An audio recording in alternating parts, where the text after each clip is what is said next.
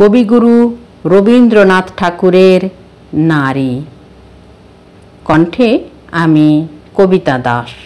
তুমি এ মনের সৃষ্টি, তাই মন মাঝে এমন সহজে তব প্রতিমা বিরাজে। যখন তোমারে হেরি জগতের তীরে, মনে হয় মন হতে এসেছ বাহিরে। যখন তোমারে দেখি মন মাঝখানে, মনে হয় জন্ম জন্ম আছো এ পরাণে।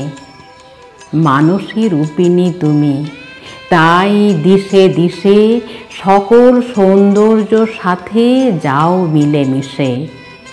চন্দ্রে তব মুখ শোভা, মুখে চন্দ্রোদয়, নিখিলের সাথে তব নিত্য বিনিময়।